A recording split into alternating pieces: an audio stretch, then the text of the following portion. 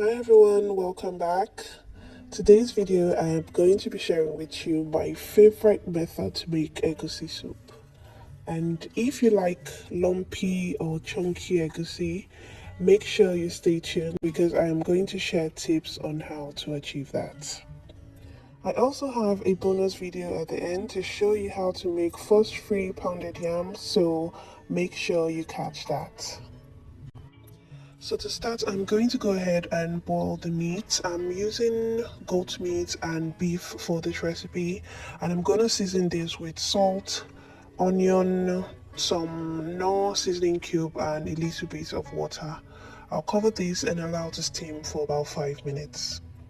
In a separate pot, I have shaki and pomo, and I'm going to season this the same way I seasoned the beef, and I'm going to cover this and allow to cook until soft. It should take about 45 minutes. I'll check on the beef, and after it has steamed a little, I'll go ahead and add a bit more water and allow this to cook until soft. This should take about 20 to 25 minutes, and while the meat was cooking, I went ahead and prepared all the other ingredients which I'll be showing you in a bit. I really like to prep all my ingredients a day before, especially when I'm filming because it can be a bit tedious. So here I have some smoked fish that I've added hot water to. Cover and let this steam for about 2 minutes, and next I'm going to debone and clean the fish.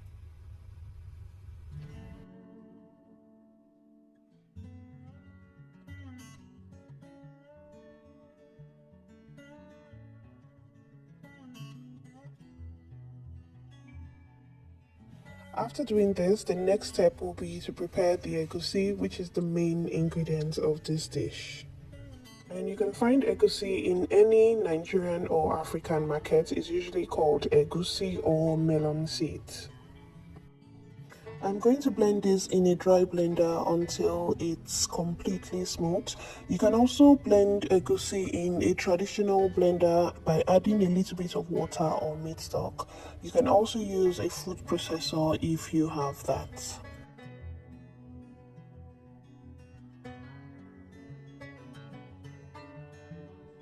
I'm going to blend this in batches as my dry blender is quite small. I'm using a coffee grinder. The brand name I think is Crops, and I'm going to link this in the description box below.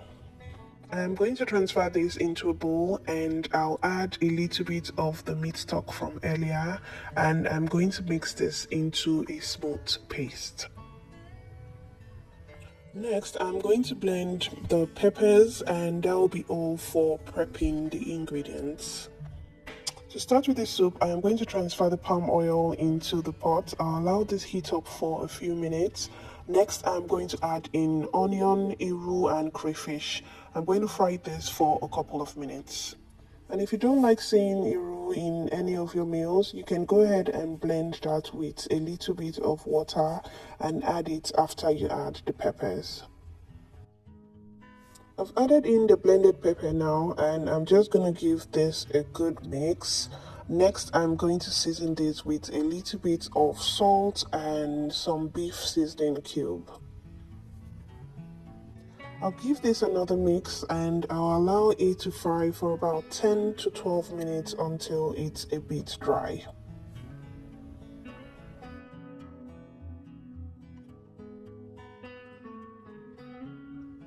After a few minutes, I'll add in the rest of the meat stock. You can also add in a little bit of water if you don't have enough meat stock. I'll give this a very good mix. Next, I'm going to add the egusi paste in little chunks. And I'm going to do this until the egusi paste is completely exhausted. If you like your egusi lumpy, this is the crucial point of the cooking.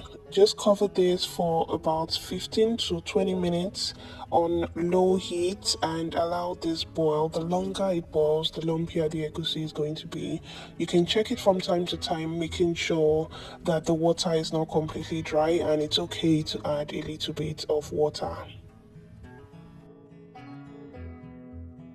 I left mine for about 15 minutes, and as you can see, most of the water has been absorbed by the egusi.